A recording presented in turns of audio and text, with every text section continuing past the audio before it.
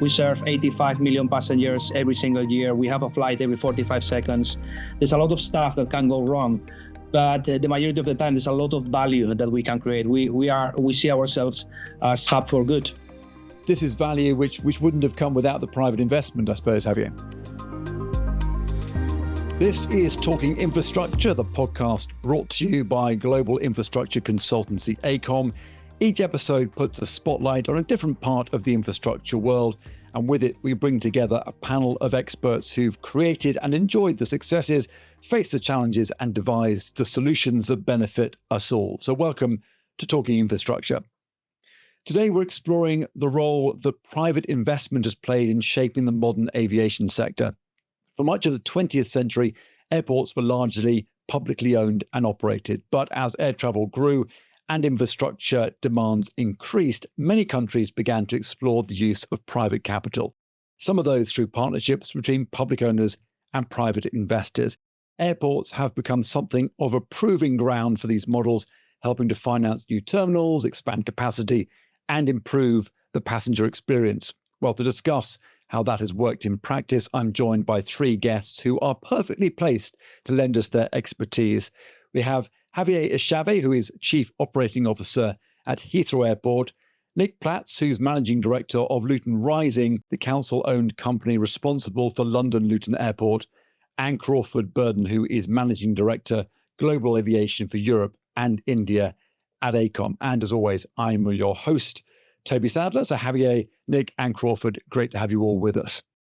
Crawford, I'm going to come to you, I think right at the top here. I think you've got the broad outlook here to give us a little bit of a history lesson. How do we get to where we are now, I suppose, is the question. Okay, thank you, Toby. I've been in the privileged position of advising buyers and sellers of airport infrastructure for the last 20 odd years.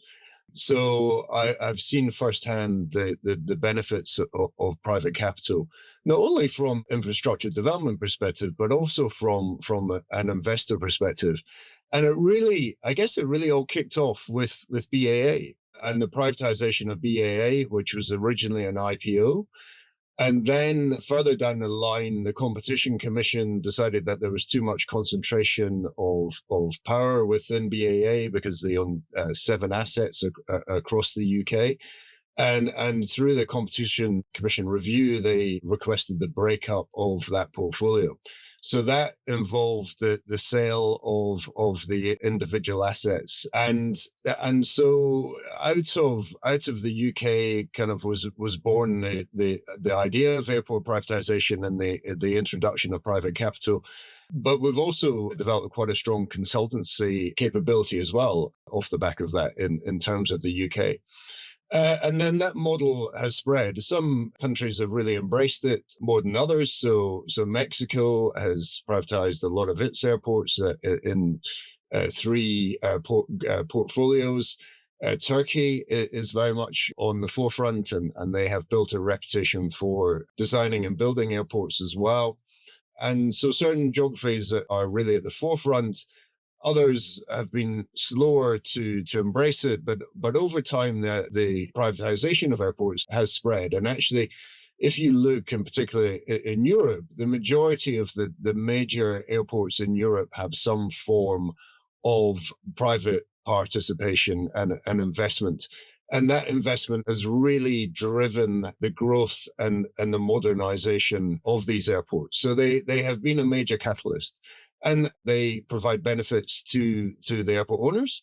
So that's in the delivery of new infrastructure, better service delivery and better passenger service and airline service, but also the significant benefits for the investors. So it's very much a mutually beneficial, and investors are able to achieve strong returns on that investment. They target IRRs of between 10 and 15%, depending on the investment and the risk profile. So I would say, in terms of context, I'd say that the private sector participation in the airport sector has been very much been a success.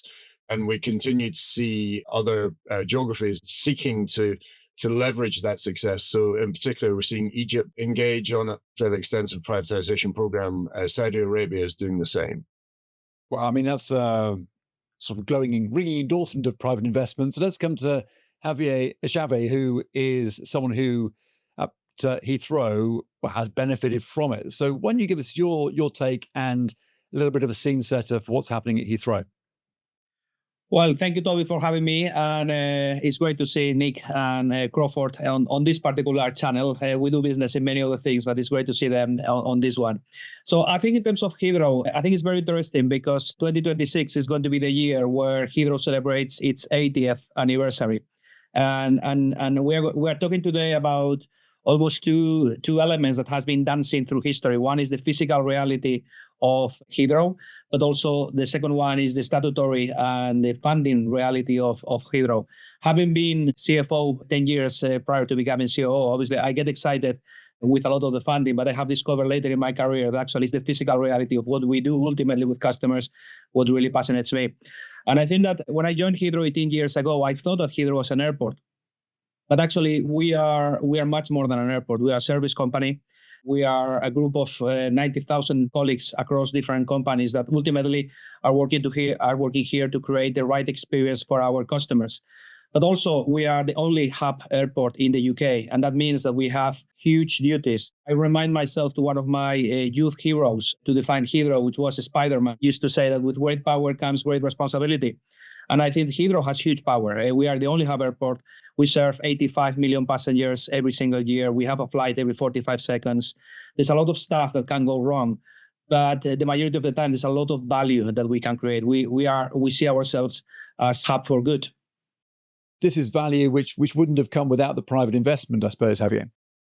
Funding is a fundamental here. Crawford has mentioned some of our history. We have moved as an airport group. We were born in 1965. We moved from state-owned to privatization, to then public flotation, then privatization again in 2006. And even recently, in the last 2 years, there has been significant amount of changes in the ownership of Heathrow. So today, we are 100% privately owned business, with an excellent group of long-term investors, shareholders backing us, from infrastructure funds to sovereign funds to pension funds, probably the best group of shareholders that you would like to aspire to have. And from a debt perspective also, we get the best of private money. So we are funded primarily by capital markets, with well diversified across 3 different ratings, bank revolving facilities across 7 different currencies globally. But all of that to the service of something, which is what Heathrow is today. Heathrow is today the only hub airport in the UK, delivering amazing value that has translated every day in the operation. I think in terms of punctuality, most punctual airport in Europe, delivering great service through our lanes, 97% of our passengers going through security in less than 5 minutes. And importantly, unlocking fundamental value for our airlines. An airport without an airline doesn't work. And airlines, Heathrow is so full today because airlines find value in what we do. We provide 6 out of the top 10 most profitable routes in the world. We enable 1/3 of the exports of the country. And that's the reason why the right privatization combined with the right service together to the service of customers is what I believe the success story that we have at Heathrow today, which hopefully everyone in the UK should be proud of having such an amazing gateway to growth.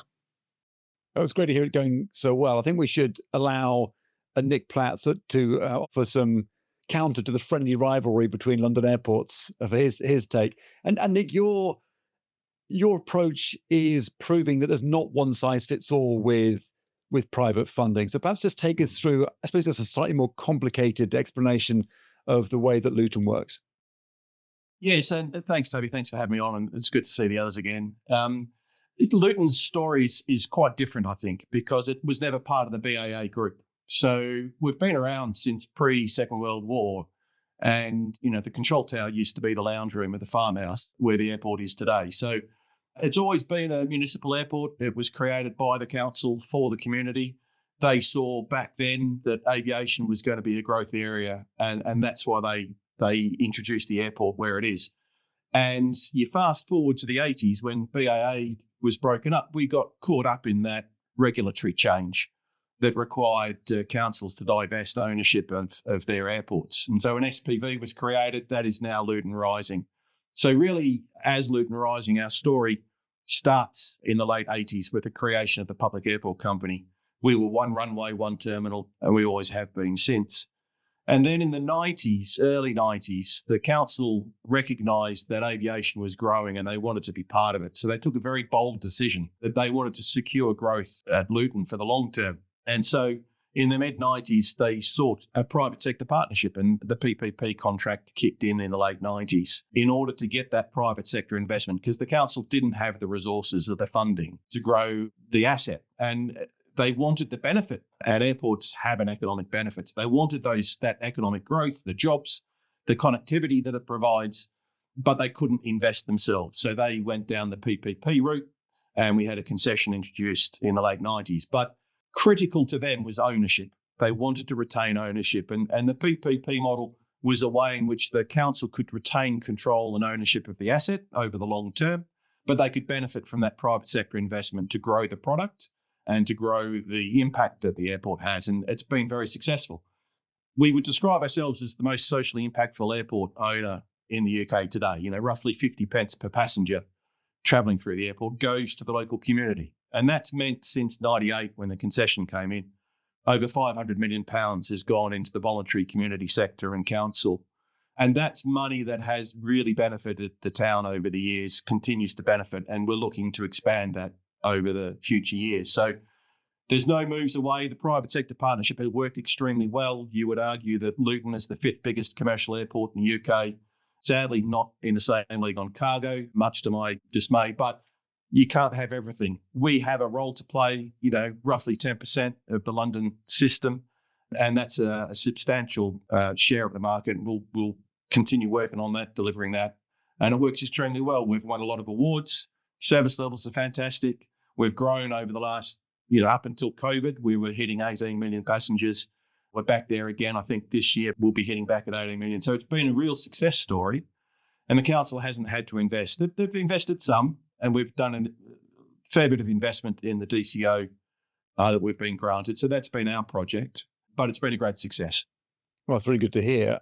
Crawford, I wonder whether there is an appeal for both ways of doing it, aren't there? The two different approaches. In your experience, is the kind of hand of the operator essentially guided by the history? So we've heard from Javier saying, coming from the BAA background, of course, Nick coming from a different background, that essentially shaped the desire to go one way or another. Is that as you see it when you look at this more globally? There are various delivery models from a PPP, and Luton and Heathrow are almost the polar opposite. So Heathrow is now very much it's owned in freehold, basically into perpetuity, whereas Luton is more of a traditional PPP type structure where there is a very defined ownership period. It's governed by concession agreement, and that concession agreement will stipulate certain parameters within which the airport has to be operated and invested in and grown. And actually, it's the Luton model that is the predominant model from a global perspective.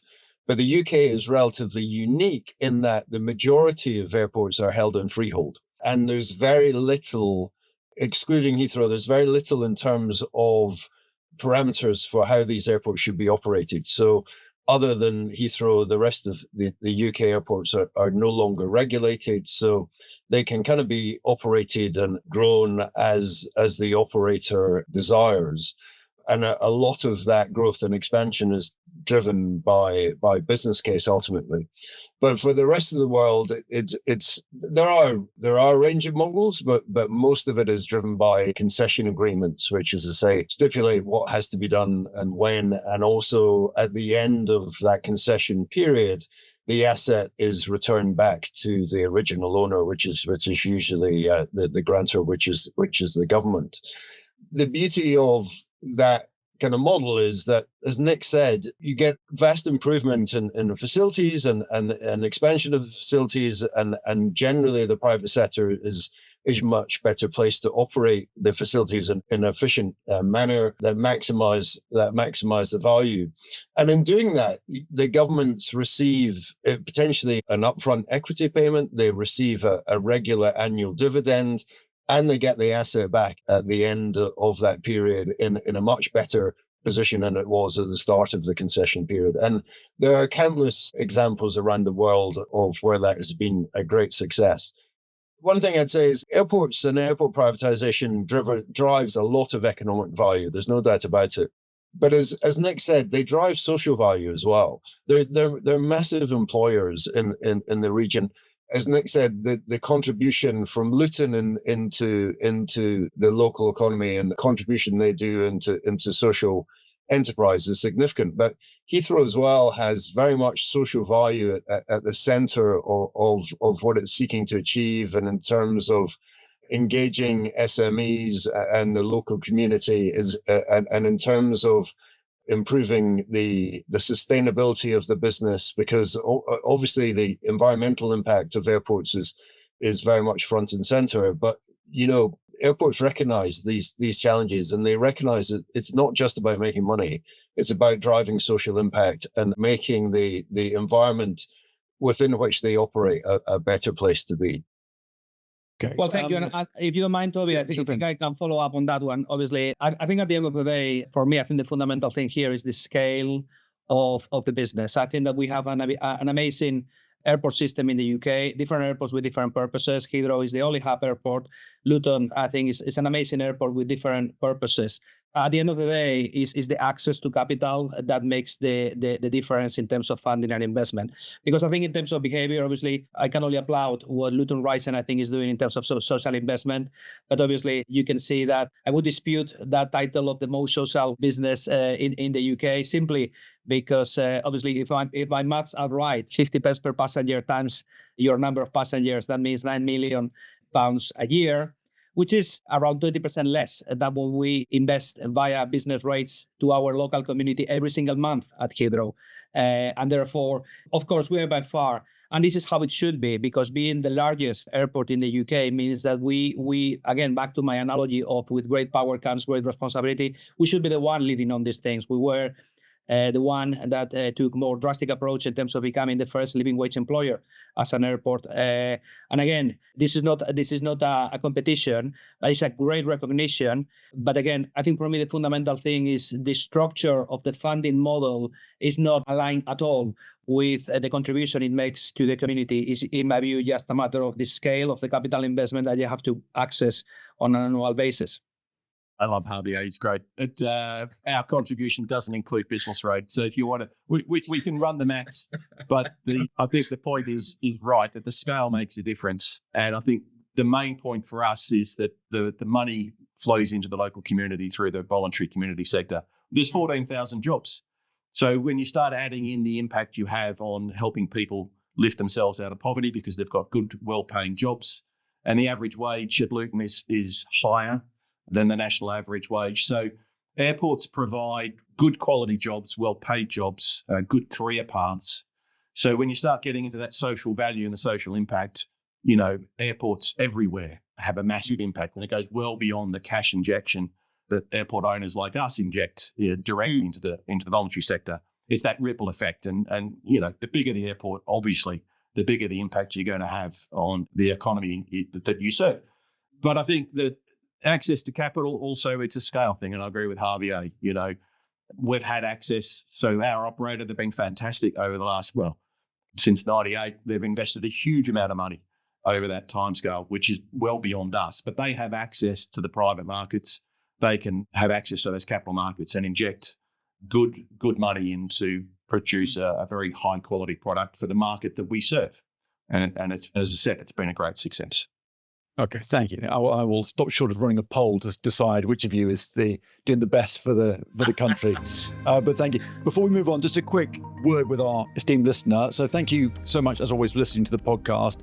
It is, of course, really important that we're creating content and discussing the topics that matter to you. So we'd love to hear your thoughts. Please take a minute to leave us your feedback in the comments wherever you're consuming this podcast. And it would be, as always, great to hear from you. So for now, though, back to our episode. What we've had so far is a really positive take on private investment, and everything's going extremely well. I'm assuming there are bumps in the road, challenges to overcome, and I wonder what those look like. So Javier, perhaps I could come to you on that and just give us that take of, I appreciate you're saying this is not just an airport, this is a service business, But what have been the real difficult bits you've had to wrestle with over the years to make sure this actually works for Heathrow and Heathrow's customers? How long do we have? Not as long as I think you want to go for. So look, I think as you can already sense from me, I think that I believe that this is really important to have a helpful mindset, because otherwise, what's the point? But obviously, that doesn't come with a challenge. I am at Heathrow. We take our role very, very seriously. We try not to take ourselves so seriously, because I think is the best way of doing business. But as I mentioned earlier, we recognize that we are the only hub, national critical infrastructure, and that comes with significant duties to our passengers. I know that every single day we serve 270,000 passengers. Those passengers are here for a reason. They are here because they deserve an experience. It doesn't matter your abilities or your ability to connect or not, or because you are starting a business, or because you are enjoying your fantastic holidays, or you are connecting your businesses. And we recognize that behind every journey, there's a story. Behind every bag, there's a story as well. And therefore, when you are having a departure every 45 seconds, when you have a bag, 15,000 bags connecting every single hour, a lot of things can happen.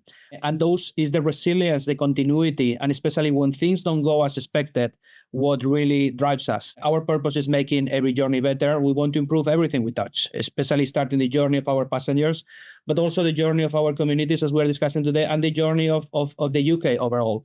I am Spanish by birth, British by choice. One of the things that still excites me to work in the UK is because Heathrow is creating a very, very positive impact. But again, the 216 billion pounds of export value that flies from Heathrow, 1/3 of the exports of the country, meaning Heathrow is the largest port, that comes with huge duties. There's a lot of things that can go wrong, and especially in the world that we are living this day. You can just see in the last 10 days with the unfortunate events happening in the Middle East, some of the consequences in terms of airspace closures, technical issues, security and safety. All of those things are the fundamental things that we want that, because at the end of the day, aviation relies on trust. We have to permanently demonstrate to everything that we touch that we are a competent team, that we care about, that we are fully aligned with their interests, and therefore they can put on our hands probably the most precious things that they have, which is including their lives when they are flying at 10,000 feet in a metal can full of fuel. So there's nothing more higher expectation that anyone would expect from aviation overall, including airports. And that's why we take our responsibility very seriously. We believe passionately in the word better. We recognize that we are not perfect. But our commitment to everyone is that try to get better every day. Try to listen. Try to treat them, our passengers and our airlines, as customers, because everyone has a choice. Airlines have a choice. And I think that the fact that Heathrow is full gives us the encouragement that there's many things that we are doing well today. But again, we cannot fall into complacency. And at the end of the day, aviation connects the world. And the world is living very interesting times today. A lot of challenges, but also many opportunities. And I think it's everyone, I would say, I can see around this table, but also across the 90,000 people working at Heathrow, that's what keeps us awake, but also that's what keeps us excited about working for this amazing industry. Thank you, Javier. Nick, I'd be interested to get your take then. What's the sort, I guess, what am I saying? It's lessons learned, isn't it? What if you were talking to an operator who was thinking of taking on the public-private partnership model, what would your lessons learned be? I'm particularly interested when I'm assuming there are sort of increased pressures as the concession sort of comes to its natural conclusion. Yes, I think that what we've noticed, and I think this is common to PPPs in the UK, is towards the end of a concession period, there are complications and difficulties in interpretation of the contract and the obligations as that concession runs down. So the level of investment in assets and infrastructure maintenance, for example, the replacement of systems. So a baggage system, that lasts for a very long time, needs a big investment. And if you need that baggage system replaced in the final few years of the concession, who pays for that? So I think you see that across the hospitals, the schools in the UK as well, and our concession is of that age. So I think certainly there seems to be a Spanish theme today, because certainly our operator is led by AENA, but having that specialist airport operator with global experience, is fantastic. So it de-risks the concession operation to a large degree, having someone with that experience, not just locally, but globally, so they can bring best practice in and very advanced ways of doing things. Lots of innovation comes in. So all very good. But I think that there is a tension between the owner of the asset and the operator of the asset. And your concession has to recognise that tension and has to allow for both parties to be satisfied that on the ownership side, the asset's being used correctly, appropriately, it's been grown and the development is there. And on the operator side, obviously, financial returns justify the investment that they've made, and they have freedom to do what they need to do in order to grow their revenue streams and generate returns for their own shareholders. So I do think that the concession model works in the right circumstances. My key lesson for anybody would be eyes wide open when you go into those discussions about the terms, because 30, 40, 50 years away is really hard to predict. And you need to think about what are the implications, what's the flexibility you need, and how do you encourage growth without requiring it? Because you put a requirement into the concession, there's a risk, and that risk needs to be priced. So I think there's a balance.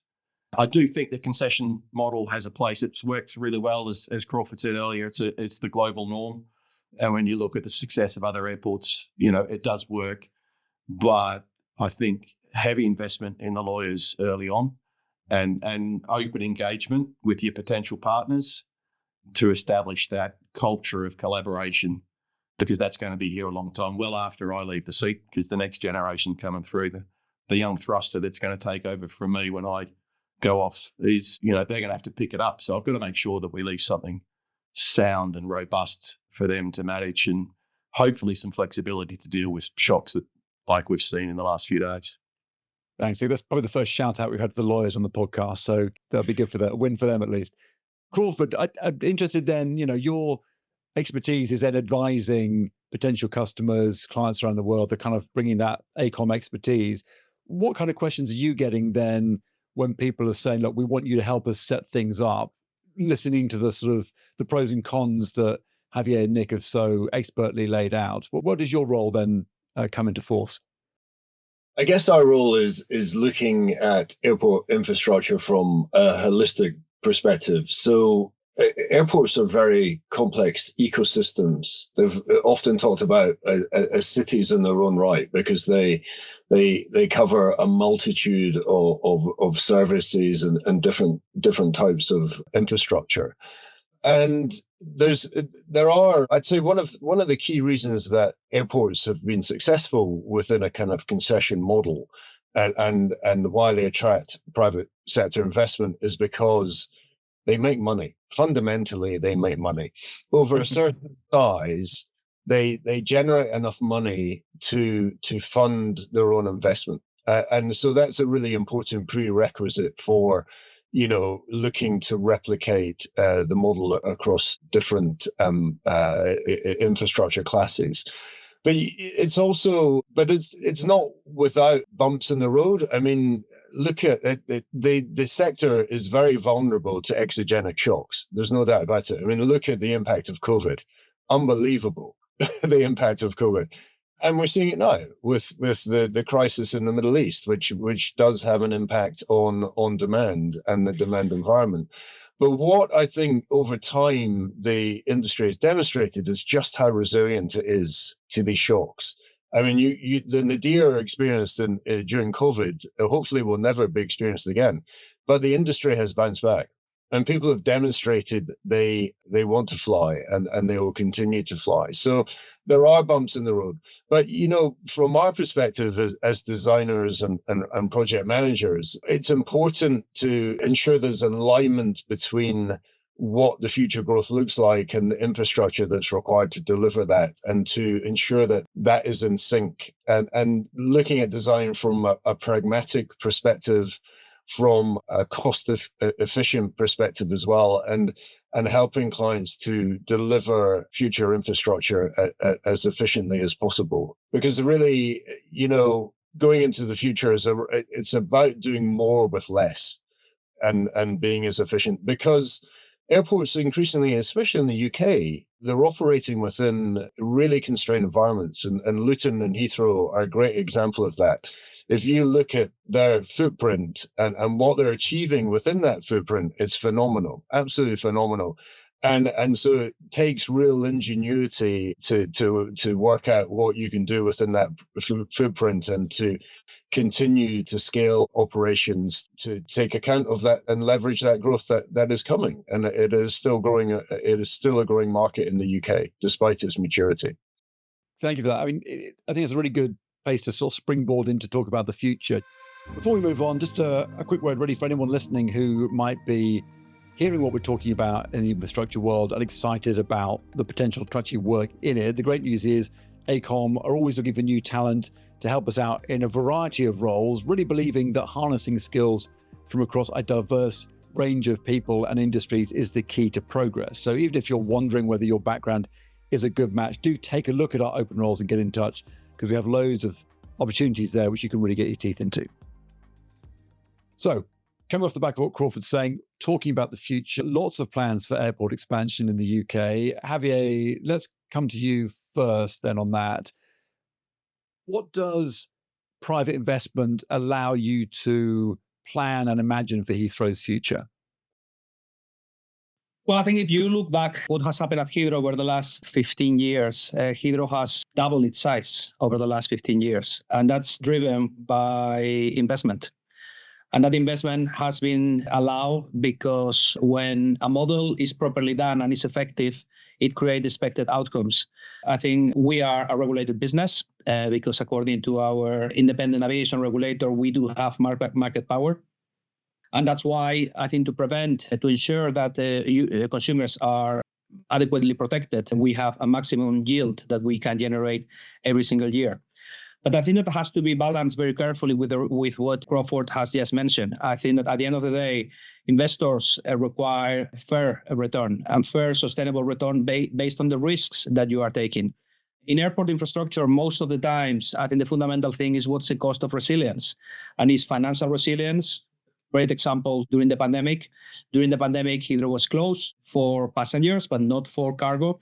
And that came with a monumental loss of £8 million losses a day.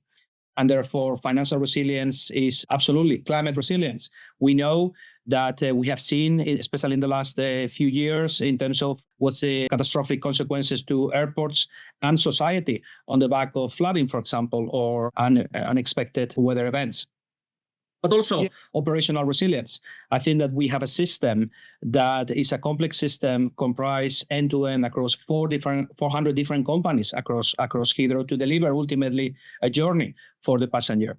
And therefore, everything that we do has to be conditional of ensuring that we have a system that provides a fair return to, among other things, guaranteed the right resilience of the systems.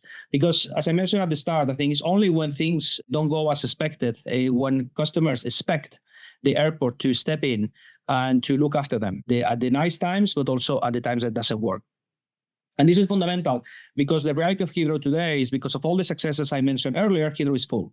Heathrow has been full for every year, for too many years, too many decades.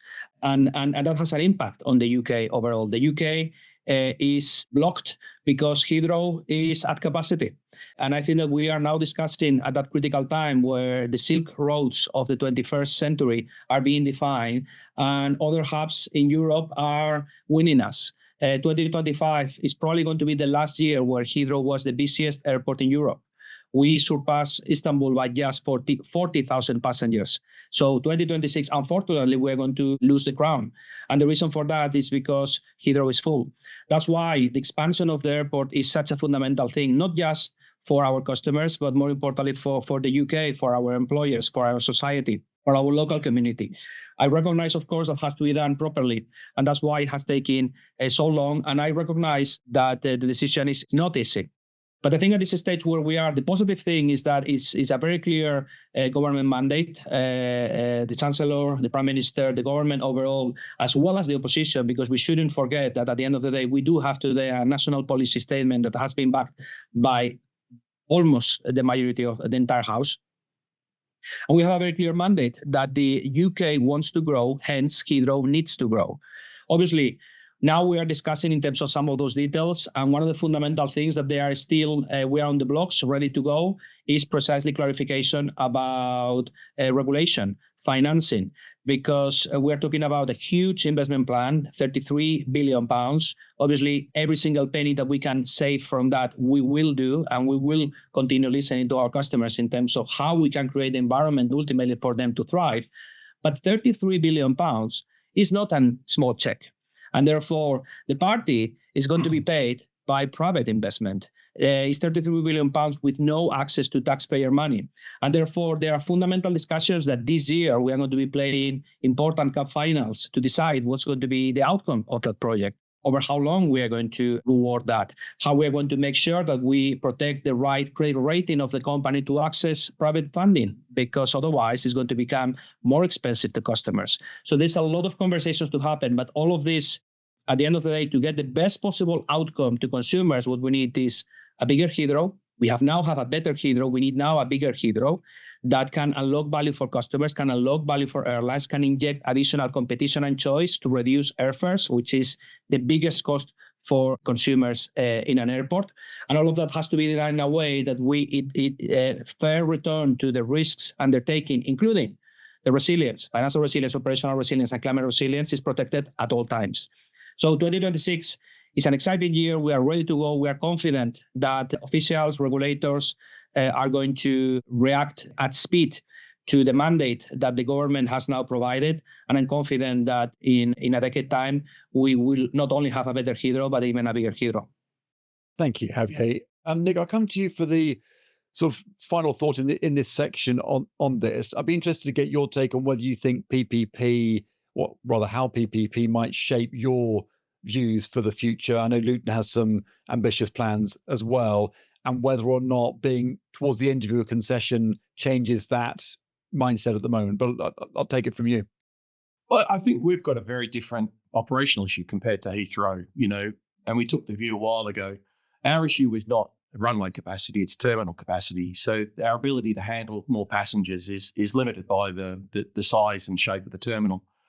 So we're making best use of the runway. So our expansion plans focus purely on the passenger handling capacity and our ability to park aircraft to serve those passengers, and then the associated infrastructure to make all that work. And through making best use of that runway, where our expansion plans approved last year, and I think the Secretary of State, Heidi Alexander, made a very bold decision to approve it, given where the examination took us and the findings of that examination. We always were of the view that it was a deliverable, and to maintain but to do so in a balanced way that balanced those environmental impacts with the economic benefits. So we think the plan does that, and we focus on the passenger handling capacity of the airport. But it's still going to take a lot of money. Yes, we're not doing a lot of civils on an additional runway or extending the runway, but expanding a terminal is not easy. Building aircraft stands in a very constrained space is not easy. And so you're going to need over £3 billion of investment over the next 20 years to grow the airport in the way that we've said. And that is well beyond the means of a local authority as the shareholder of the airport, of Luton Rising. So we need that investment to come from the private sector. And in order to come from the private sector, what's the best model? Now, in our circumstances, for our context, for the strategic reasons of having control of ownership, of having that community benefit, we're likely to stick with the concession model. I think that's proven that it works in our context. It's as we said earlier, internationally, it's quite the norm. Investors understand the concession model. They like the concession model. And so I think it will unlock that investment. We learn from the existing PPP. We learn from looking at other industries, how their PPPs close down, and how do we safeguard against some of those issues that have emerged. And I think everybody's learned. So, yeah, I think the concession model is great. To get that level of investment, there has to be a fair return. Javier's right. You can't just invest £1 and not get something back for it. And it's just finding that balance of fairness between risk and reward. Airports are risky. At the end of the day, you have another ash cloud, you have another war, you have another pandemic, and suddenly where's your revenue gone and how do you survive? So I think all of that, the risk of investment is high, and that's got to be reflected in the rewards that you generate through the private sector. So I don't mind, the private sector makes money off that investment, because in return, I get thousands of new jobs. I get connectivity. I get economic growth. 4,500 extra jobs in Luton itself at a time it desperately needs it, with the closure of the manufacturing at the Vauxhall plant. So, we'll get the benefits, and economic growth and jobs are really key to us in our context. And it'll be different for different airports, so I don't know that there's a one size fits all. But for us, the concession model works. And that investment over especially the last 10, 15 years, has yielded massive improvements in customer service. Throughput times are well down, rated one of the best airports, if not the best airport of its size in Europe. We have next generation aircraft arriving all the time, so our fleet mix is really strong on the next gen, so quite a cleaner aircraft.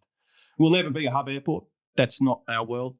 But to get £3 billion of investment into a point-to-point airport, there's got to be a really strong commercial model, good partnership, and a recognition that it is a partnership, owner and operator, and it's for the long term. This is not a quick win. This is a long-term investment, long-term returns. And so, we're looking forward to sort of the next phase. Nick, thank you so much for that. It's really interesting to hear your take. And I think anyone listening who is looking at deciding how they might choose to finance a big project will take, great encouragement from both yourself and Javier in terms of the lessons learned, the challenges and the opportunities. That brings us an end to the main part of the podcast. We'll still be having the AECOM takeaway in a few moments' time, where we'll be speaking to Crawford Burden from AECOM to get his take on things. But for now, it's thank you and goodbye to Javier Echave, who is from Heathrow Airport, of course, and Nick Platts, Managing Director of Luton Rising. Thank you both so much for your time and giving us your insights. Welcome to the AECOM Takeaway. This is where our AECOM guest has a chance to reflect on the conversation and give their thoughts. So a reminder, we're joined this week by Crawford Burden, who's Managing Director, Global Aviation for Europe and India at AECOM. Crawford, really interesting chat, I thought. Both of our guests were reflecting on the pros and cons, the challenges of working in their different models. And I wonder if you can talk to us a little bit about how you help people when you're coming to advise from AECOM and help them navigate this kind of difficult world if you've not been used to it from your expertise.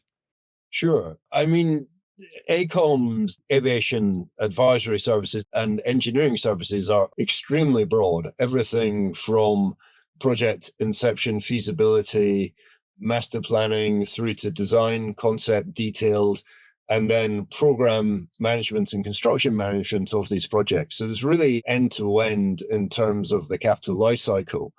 But in terms of advice in the kind of investment advisory, private capital side of things, it's really the front end advisory. So helping our clients to understand what is there from an existing infrastructure perspective and what is the potential into the future, and how does that need to expand? So, and that really starts with the master plan and then building up the phase development. I mean, Nick talked about the concession model. Concessions tend to be from between 20 and 30 years.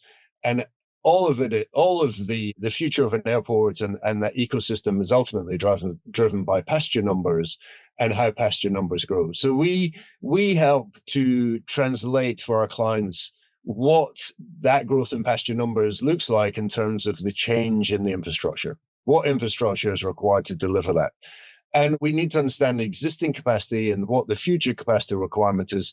And then we need to weave into that where we think the industry is going from an innovation perspective, technological innovation, process innovation as well, and to help shape and size the future infrastructure needed.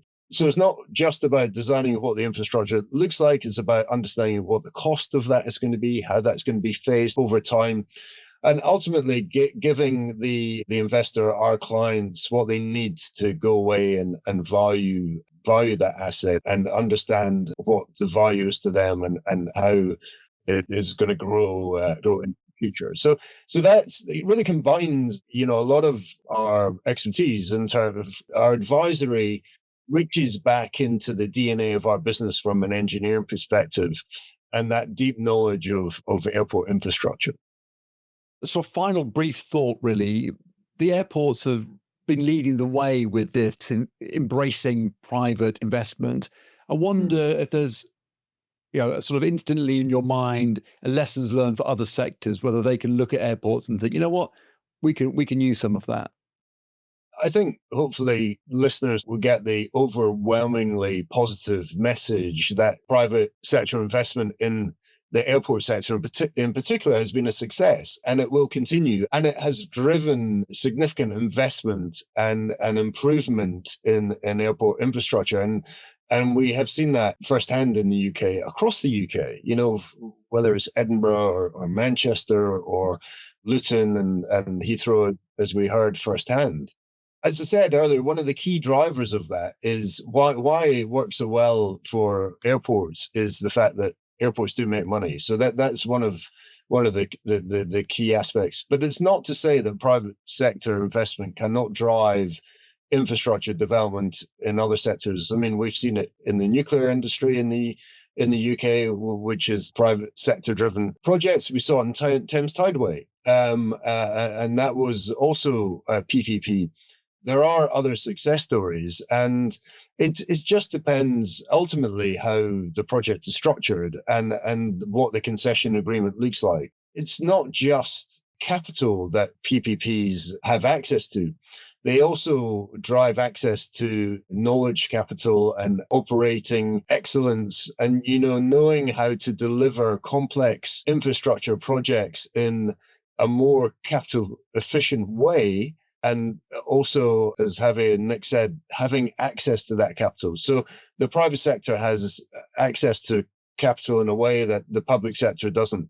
And so you combine that with superior knowledge of how to operate asset in an efficient manner should overall reduce the cost to the government. So it's not about necessarily doing things overall profitably, but it's about delivering infrastructure in a more efficient manner and reducing the overall cost, the life cycle cost of that project.